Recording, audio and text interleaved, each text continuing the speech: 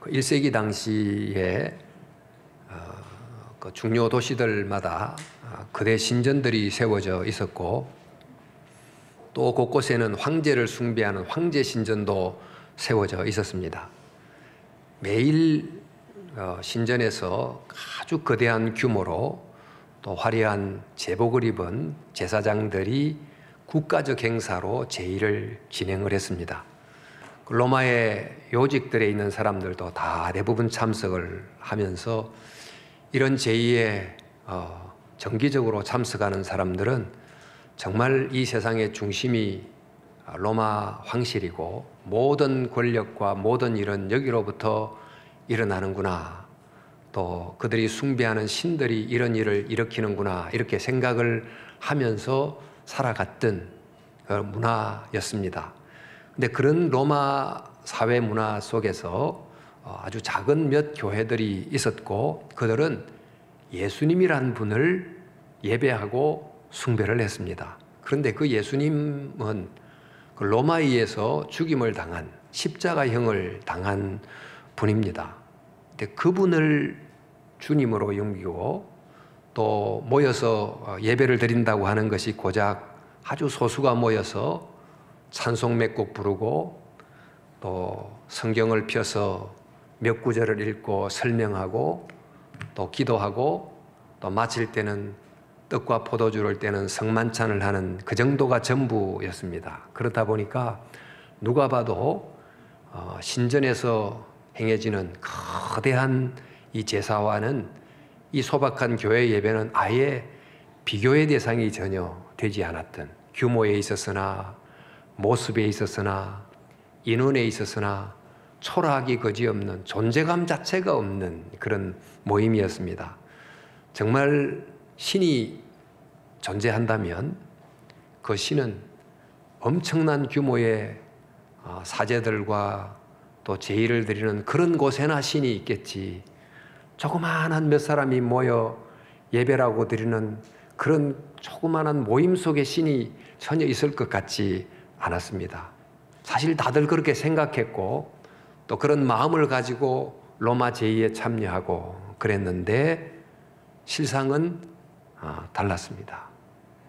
사도 요한이 제일 첫 번째 봤던 환상을 보니까 그 환상이 금촛대의 환상인데, 아주 작은 교회 이 공동체가 세상을 밝히는 빛을 담는 촛대라는 것이 드러났고, 또 바로 그런 작은 공동체 교회 가운데 인자 같은 이가, 즉 부활승천하신 바로 예수님께서 그 가운데 계시다 하는 것을 보여준 것이지요. 그러니까 겉으로 드러난 많은 사람들이 생각했던 현실과 사도 요한이 환상을 통해서 보게 된 참 현실은 굉장한 차이를 가지고 있었습니다. 당시 초대 교회 성도들이 이 요한을 통해서 보여준 이 환상을 통해서 나타난 바로 그 교회의 참모습과 그 가운데 계신 예수 그리스도를 알았기 때문에 그 엄청난 고난과 핍박과 위기를 통과하며 살았다고 할 수 있습니다. 이렇게 요한이 이제 밤모섬에서 제일 먼저 봤던 환상이 바로 그 금촛대의 환상, 그리고 그 가운데 그 아시는 인자 같은 분의 운행함이 첫 번째 환상인데, 오늘 읽었던 내용은 바로 그 두 번째 환상입니다. 아마도 두 번째 주일날 또 기도하다가 환상이 보여진 것 같습니다만, 그러니까 보니까 하늘에 열린 문이 있어요. 그 열린 문을 통해서 소리가 들린 것입니다. 사실 성경에 야곱도 하늘에 열린 문을 본 적이 있고, 스데반도 순교를 당할 때 하늘에 열린 문을 보기도 하고 했습니다만, 그러니까 요한이 열린 문을 통해서 소리가 들리는 걸 들었는데, 보니까 이리로 올라오라. 이후에 마땅히 일어날 일들을 내가 너에게 보이리라 하셨어요. 지금 요한이 앞으로 마땅히 일어날 일들을 받아서 이제 기록을 하게 될 텐데, 그 마땅히 일어날 일들은 바로 초림부터 재림까지 이루어질 그런 일들로서 주로 요한계시록 6장부터 16장까지 쭉 나오는 내용이 되겠습니다. 그런데 그 일을 보여주기 전에 먼저 보여준 것이 있습니다. 그것은 바로 하늘에 있는 보좌. 지금 땅에는 가장 중심이 로마 황제의 보좌가 있는데 하늘에 있는 보좌와 그 위에 앉으신 이를 보여주는 환상을 알려준 것입니다. 이렇게 한 것은 이 세상에 일어나는 많은 일들은 다 이 세상의 중심은 당시 제국의 중심이 로마니까 로마 황실을 중심으로 일어나고 있고 또 그들이 숭배하는 신들을 통해서 세상 많은 일들이 일어나고 움직인다고 생각을 한 것입니다. 요즘 같으면 정말 정치나 경제에 실세를 갖고 있는 강력한 사람들에 의해서 굵직굵직한 일이 일어나고 있다고 다들 믿고 있는데 그러나 정말 마땅히 일어나야 될 일들은 그들에 의해서나 혹은 우연에 의해서 생기는 것이 아니고 하늘 보좌를 중심으로 일어나고 있다는 것을 알려주는 거예요. 그러니까 마땅히 일어날 일을 보여주기 전에 마땅히 일어날 일을 이루시는 중심이 어디에 있는지를 먼저 보여주려고 지금 하늘에 있는 보좌와 그 위에 앉으신 이를 보게 해 주는 것입니다. 자, 그리고 요한이 그 열린 하늘문을 통해서 보니까 이런 모습에서 하늘의 보좌를 베풀었고 그러니까 왕의 의자가 있었습니다. 그 보좌 위에 앉으신 이가 있는데 그랬습니다. 그러니까 요한이 밤모습에서 유배된 채로 아마 홀로 예배를 드렸고 또 소아시아 7교회들은 지상에서 때로는 핍박을 받으면서 이런저런 소박한 모임을 드렸지만 그 예배를 드렸으나 예배를 받으시는 분을 눈으로 아무도 보지 못했어요. 그러나 그분을 믿고 또 그분이 계심을 믿고 예배를 드렸는데 이제 4장 5장에서는 요한의 눈이 열려서 보니까 천상에서의 예배의 모습이 보인 것입니다. 그리고는 정말 이 땅에서 예배를 드리는 그 대상이 누구신지가 천상의 예배를 통해서 나타나게 된 거예요. 지금 4장 5장은 바로 그 보좌에 계신 분이 누군지를 이제 보여주고 있습니다.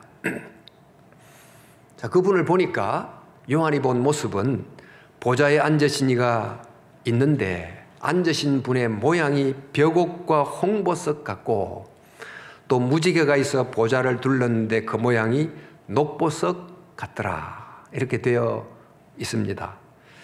사실 보좌에 앉으신 분의 모습을 벽옥과 홍보석 같다 이렇게 되어 있으니까 하나님이 이렇게 보석으로 이렇게 자신을 이렇게 치장했다 이렇게 생각하실지 모르지만 그런 뜻이 아니고 하나님의 모양에서 빛이 비쳤다는 것이에요. 그런데 이 빛은 단순히 환한 빛이 아닌 마치 보석에서 나오는 그 색깔의 그 너무나 찬란한 빛이 나오는 것 같은 그런 빛이 하나님의 모양으로부터 뿜어 나오고 있었고 그 빛을 뿜어내는 보좌 주위에 에메랄드빛 무지개가 둘렀더라 이렇게 되어 있습니다. 여러분 빛은 무색인 것 같지만 프리즘을 통과해 보면 수많은 빛깔들이 그 속에 들어있지요. 우리가 무지개를 7색깔 하지만 사실은 우리가 빨주노초 파남보에서 붙인 거지 그 사이사이 무한대의 색깔이 존재하지 않습니까? 근데 보석이란 것은 빛을 그 속에 받아들여서 품고 있다가 그 보석이 광물이 갖고 있는 독특한 컬러로 영롱한 독특한 색깔을 발산해낸 이게 바로 보석입니다. 그 보좌에 앉으신 분에게서 발산되는 이 빛은 그냥 비치는 무색의 환한 빛이 아니고 존재하는 모든 것들 속에 빛을 바람으로 그 속에 있는 것들이 자기만의 색깔을 아름답게 드러내게 만드는 빛, 이른바 창조의 빛인 거예요. 모든 생명을 생명으로 살게 하는 그런 빛이 보좌에 앉은 분에게서부터 비쳐나갔어요. 우리 창세기 1장을 열면 제일 먼저 하나님이 태초에 빛이 있으라 하는 말로 시작이 되지 않습니까? 그러니까 빛이 있으라 했을 때 이 빛이 하나님이 없던 빛을 창조했다 이렇게도 생각할 수 있지만 이것은 바로 어떤 해라고 하는 발광체가 있기 전에 빛이 있으라 하셨는데 이 빛을 이 보좌에 계신 분에게서 나오는 빛, 존재를 가능하게 하는 빛 이렇게 보는 것이 더 정확합니다. 1장 2절에 보면 땅이 혼돈하고 공허하며 흑암이 깊음 위에 있고 하나님의 영은 수면 위에 운행하시니라 라고 되어 있는데 이것은 빛이 있기 전 존재의 상태였는데 바로 빛이 비치게 되면서 비로소 혼돈과 흑암의 바다, 포효하는 무질서의 바다가 사라지고 그 빛들이 모든 존재를 그들만의 색깔로 존재케 만들게 됩니다. 존재하는 얼마나 다양한 생명체들이 정말 그들의 색깔을 갖고 존재하는지 모르고 그들이 함께 생태계를 이루는 생명의 땅이 되지 않습니까? 그래서 보좌에서 계시는 분에게서 나오는 빛이 비치게 되자 그 보좌 앞에 어떤 바다가 있는데 그 바다가 수정 같은 유리바다가 있다고 되어 있어요. 그러니까 빛이 비치기 전에 있었던 혼돈과 흑암의 바다가 사라진 수정 같은 유리바다가 있다. 이 말은 보좌에서 앉으신 그 하나님에게서 나오는 그 빛이 만들어낸 이 창조의 세계의 영광을 드러낸 것입니다. 그래서 요한이 열린 하늘을 통해서 본 보좌에 앉으신 분이 누구냐? 그분이 바로 빛이 있으라 말씀하셨던 그 창조주 하나님이라는 것을 알 수 있는 거지요. 이 땅에서는 그저 거창하고 또 웅대한 신전을 짓고 때로는 황제를 숭배하고 피조물을 숭배하고 또 물질을 숭배하고 인간을 숭배하고 하지만 그러나 정말 그 일곱 교회가 작은 모임이지만 그 속에서 올려 경배하는 바로 그 하나님은 창조주 하나님이시다. 이것을 우리에게 알려주시는 것입니다. 자, 이렇게 요한이 이 보좌에 앉으신 분을 보다가 좀 더 보니까 그 보좌에 앉으신 분을 중심으로 주위에 24개의 보좌가 또 있었어요. 그리고 보좌 위에 24장로들이 흰옷을 입고 머리에 관을 쓰고 앉아 있다고 기록이 되어 있습니다. 한번 보시면 보좌에 둘려 24보좌들이 있고 그 보좌들 위에 24장로들이 흰옷을 입고 머리에 금관을 쓰고 있더라. 우리 이제 요한계시록을 보면 계속 3, 7, 12, 24, 666, 14만 4천, 한때, 두때, 밭때 이런 여러 숫자가 이제 나오게 되는데 이 24장로라는 것은 구약의 12지파와 신약의 12제자를 포함한 즉 신구약의 모든 하나님의 믿는 백성을 뜻합니다.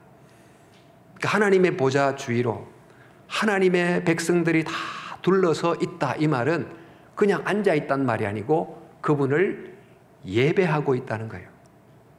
마치 로마 황제를 중심으로 귀족들이 쭉 둘러서 있는 것처럼 세상이 숨기는 우상을 중심으로 무수한 사람들이 둘러서 있고 또 요즘 같으면 정치 권력을 중심으로 많은 사람들이 주위에 둘러 있는 것, 그러나 하나님의 보좌를 중심으로 하나님의 백성들이 그분을 예배하면서 쭉 둘러서 있는데 그 둘러서 있는 24장로, 그러니까 백성들의 대표인 24장로들이 보좌에 앉아 있고 금관을 쓰고 있다고 되어 있어요. 자, 이들은 하나님을 예배합니다. 그런데 하나님을 예배할 뿐만 아니고 그 예배 받으시는 하나님으로부터 하나님의 일정한 권위를 위탁받아서 하나님이 맡긴 영역을 다스릴 수 있는 권세를 받은 존재예요.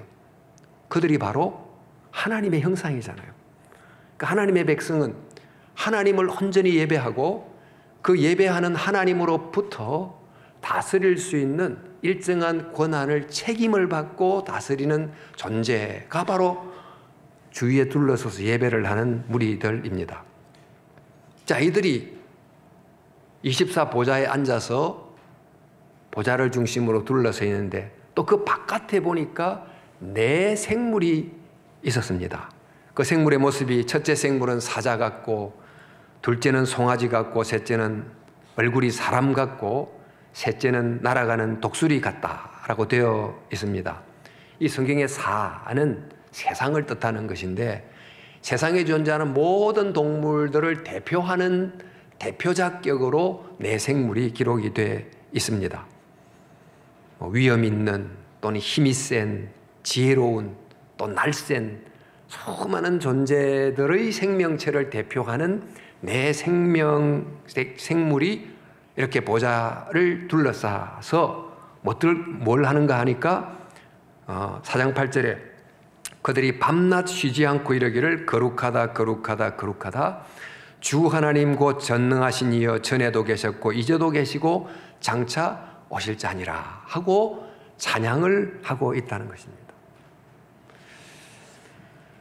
우리 주위에 인간 외에 생명체가 얼마나 다양합니까? 식물, 동물, 곤충, 보면 새들도 있고 개미, 벌, 다양한 꽃들, 하나같이 신기하지 않는 게 없고 하나같이 기묘하지 않는 게 없고 자세히 보면 볼수록 정말 경탄을 자아내는 그런 생명체들 아닙니까? 그런데 이런 다양한 존재하는 생명체들이 다들 그들의 방식으로 살아가고 또 우리가 모르는 어떤 언어로 존재를 소통을 하는데 바로 이것이 창조주 하나님을 예배하고 있다고 보는 거예요. 근데 이런 그 생명체들의 어떤 존재의 모습을 이 다윗은 시를 통해서 하나님을 찬양한다 이렇게 시로 쓰기도 했고, 또 예수님은 그 창조 세계의 만물들이 정말 하나님을 찬양한다는 것을 영안으로 보시기도 했고, 또 사도 바울은 죄로 말미암아 그 창조 미물들이 탄식하고 있다는 소리를 듣기도 하고, 또 성 프란시스는 동물들과 교감을 하면서 그런 소리를 들었다고 합니다만, 그러나 정말 우리가 모르는 그들만의 언어와 방식으로 그들을 만든 창조주 하나님을 찬양을 하고 있습니다. 그러나 정말 인간들만이 훨씬 더 영리하고 지혜로운 존재임에도 불구하고 새소리를 들어도 꽃을 봐도 꽃 향기를 맡아도 그게 그저 물질작용일 뿐이지 그 너머에 무슨 일이 일어나고 있는지를 전혀 알지도 못하고 듣지도 못하는 그 영적으로 완전 장애인처럼 존재하고 있는 것입니다. 자, 이렇게 이제 내 생물들이 또 그들의 언어와 방식으로 예배를 드리고, 그러자 하나님의 백성을 상징하는 24장로들은 인간의 더욱 명료한 언어로 하나님을 또 찬양합니다. 그것이 바로 4장 11절 나오는데요.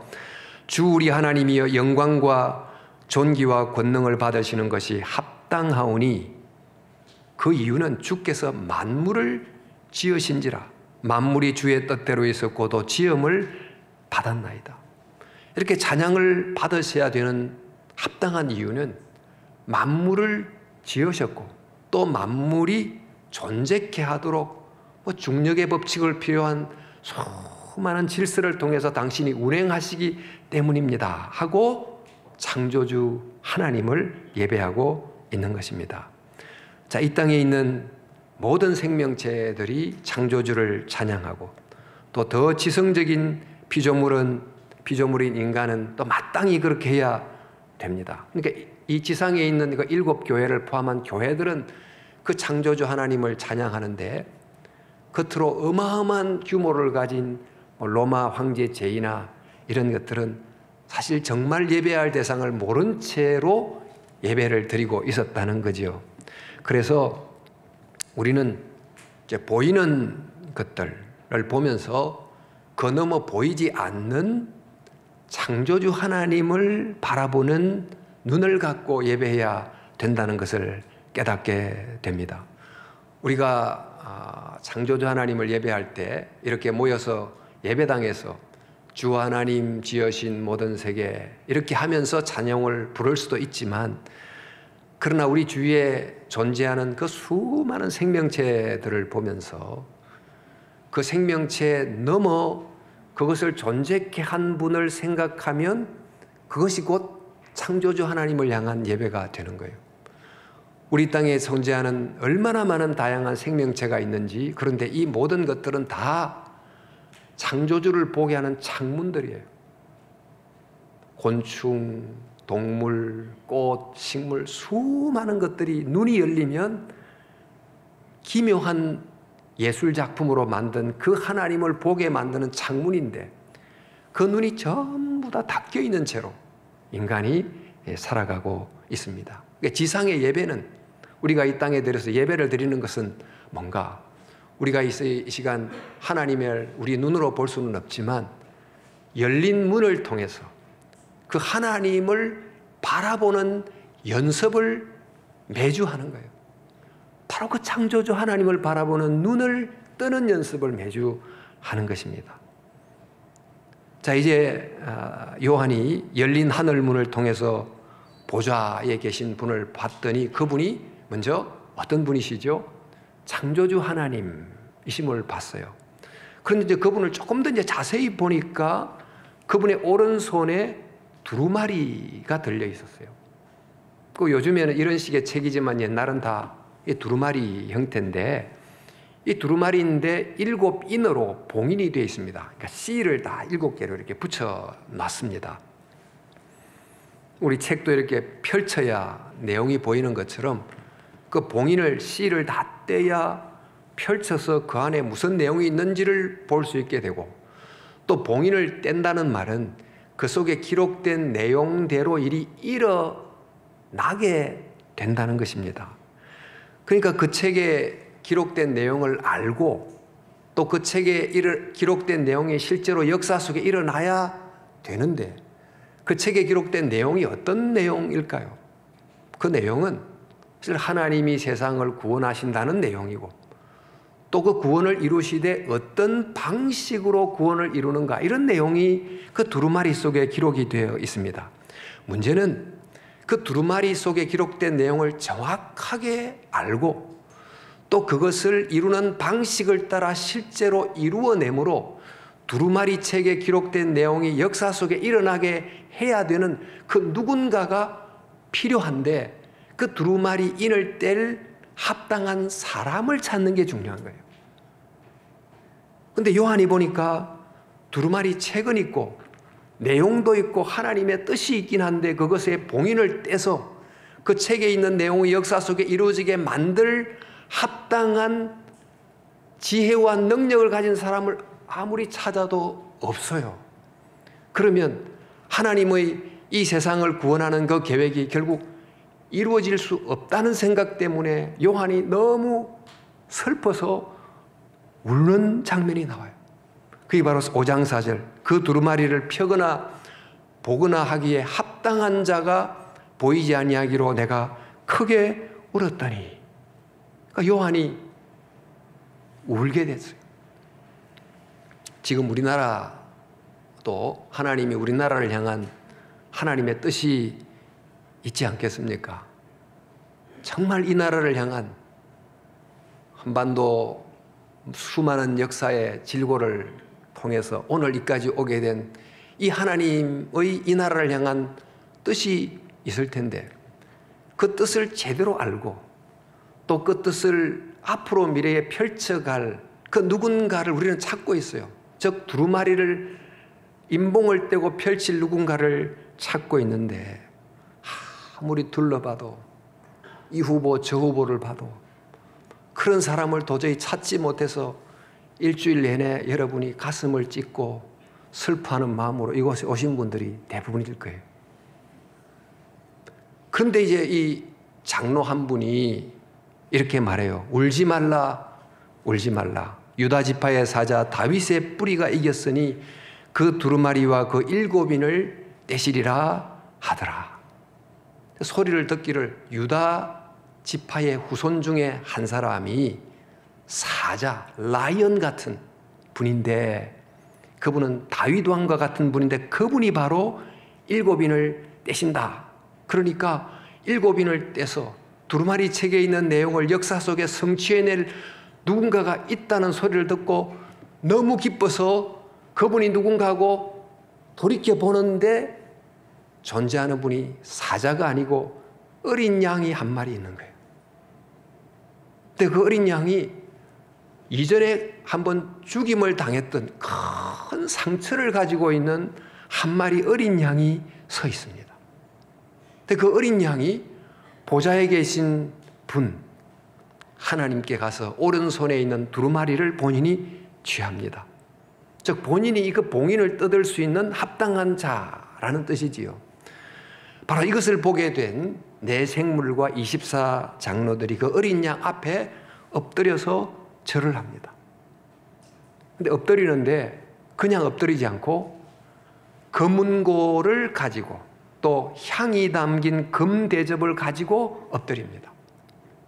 이 검은고라는 것은 찬양이지요. 예배를 뜻해요. 이 지상교회가 꾸준히 하나님을 향해 드렸던 예배를 뜻하고 또 향이 담긴 금대접은 이 땅에서 드린 모든 기도를 뜻합니다. 지상의 교회가 예배를 드리면서 갈망한 바가 뭡니까? 부활하신 그분이 정말 새 창조를 이루시고 하나님 나라를 이루어지기를 소망하는 예배를 매주 드리지 않아요? 또 무슨 기도를 드립니까?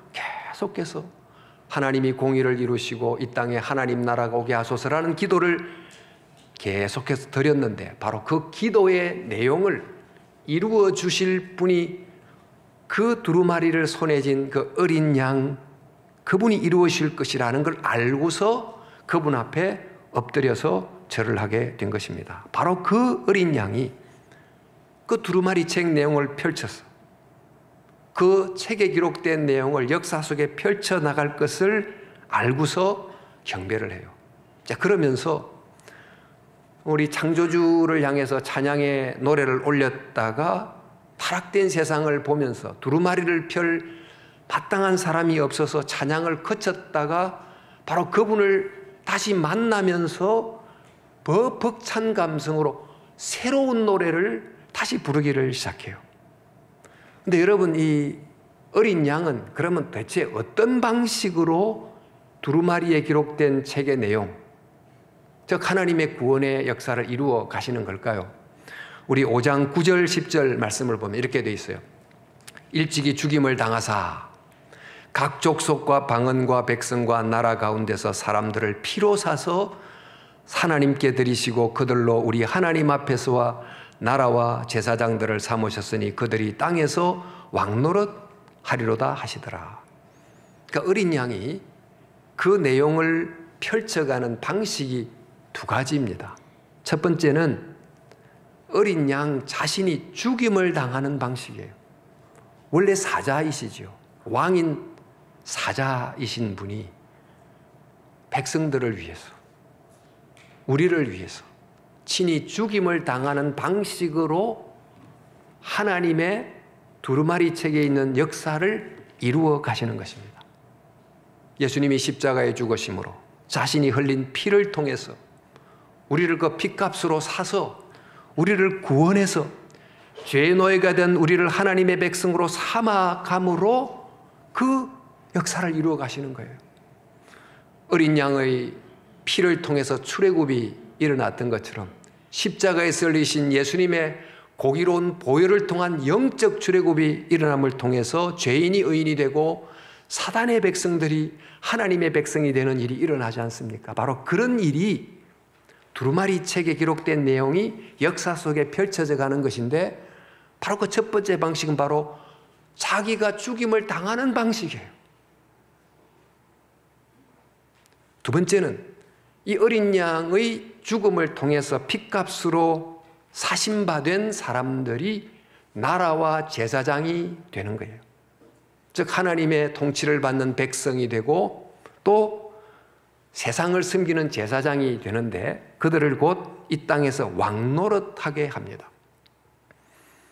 즉 하나님의 통치를 받음으로 하나님이 두신 바로 그 자리에서 로마의 방식이 아닌, 세상의 방식이 아닌 어린 양의 방식으로, 자기를 희생하는 사랑의 방식으로 살리고 치유하고 회복하는, 정말 다스리는 사람들을 세상 곳곳에 세움으로, 즉 촛대가 되게 함으로 두루마리에 있는 책의 내용을 이루어 가게 하신다는 거예요. 그래서 요한계시록을 계속 보면 여러분이 이제 발견하실 텐데, 요한계시록에는 성부, 그리고 어린 양, 죽임당하신 성자, 성령님이 계시고, 또 가짜 삼위일체가 있어요. 용, 짐승, 음녀. 이 두를 따르는 두 부류가 이제 역사 속에 존재하는데, 그러니까 하나님은 바로 어린 양을 따르는 하나님의 백성을 통해서 하나님의 계획을 이루어 가신다는 것입니다. 자, 이처럼 이제 창조 세계를 보고 찬양을 했다가 이 타락된 모습을 보고 찬양을 멈췄던 이들이 다시 어린 양 그분을 통해서 다시 이 창조의 회복이 일어날 것을 알게 되고는 정말 감격해서 찬송을 다시 부르게 되는데, 그 찬송을 부르는 무리들을 중심으로 많은 사람들이 무리가 모여들어요. 처음에 중창하다가 합창하다가 막 거대한 합창으로 이제 늘어나게 됐는데, 천천만만의 천사들이 24장로와 네 생물 주위로 모여들어서 찬송을 하기를, 죽임을 당하신 어린 양은 능력과 부와 지혜와 존귀와 영광과 찬송을 받기에 합당합니다 하는 찬송을 불러요. 근데 엄청난 규모의 찬양대가 찬양을 하는데, 조금 있으니까 그 주위로 또 누가 모이느냐? 하늘 위에 있는, 땅 위에 있는, 땅 아래에 있는, 바다 위에 있는, 바다 속에 있는 모든 존재들이 다 피조물이 모여서 찬송을 하기를, 보좌에 앉으신 이와 어린 양에게 찬송과 존귀와 영광을 세세토록 돌릴지어다 라고 찬송을 하는 거예요. 바로 이것이 사도 요한이 열린 하늘문을 통해서 본 천상에서 일어난 예배의 모습이에요. 이 땅에서 일어나는 수많은 제의들과 제사들이 있는데, 정말 천상에서 일어나는 참 예배를 보니까 온전히 올바른 창조주와 우리를 구원하시는 구원자 예수님을 향한 온 만물들의 예배가 일어나고 있다는 것입니다. 여러분, 초대교회 당시에 그 로마식의 평화, 폭력과 핍박이 지속될 때 그들은 엄청난 질문이 많이 들었을 거예요. 우리가 예수님을 믿고 예수님을 예배하지만 도대체 하나님, 당신의 통치는 어디에 있습니까? 이런 질문이 들지 않았겠어요? 지금도 우리가 이 세상을 살아가면서 너무 복잡하고 타락하고 권력 투쟁이 일어나고 엄청난 비리와 이런 모들이 있는 이런 세상을 보면서 하나님의 통치가 어디 있습니까? 이런 질문을 자아내는 세상을 살아가고 있습니다.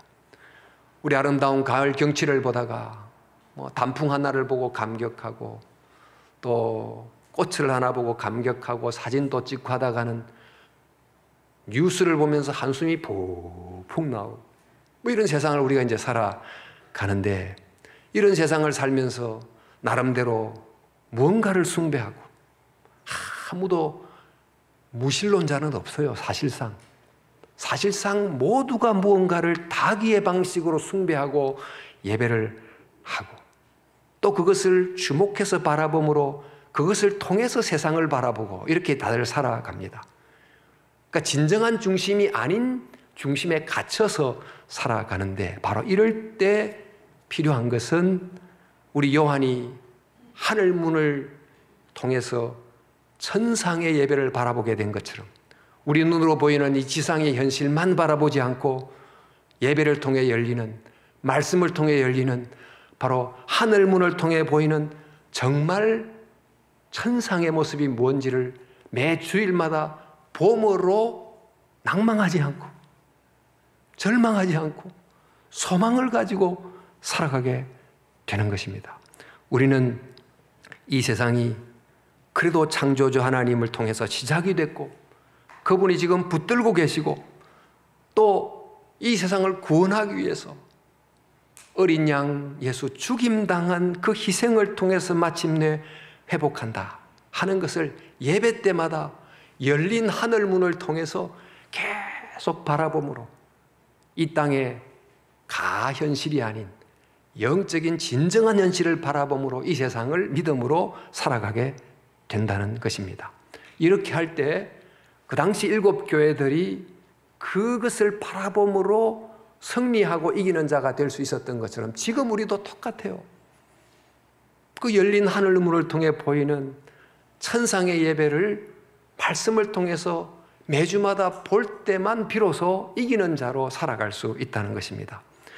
여러분, 우리는 이 세상을 살아가면서 보이는 것만 보지 않고 그 너머 실상을 바라보면서 정말 이 세상의 참중심이 어디이며 또 왕의 왕이 누구이며 주의 주가 누구인지를 제대로 알아야 됩니다.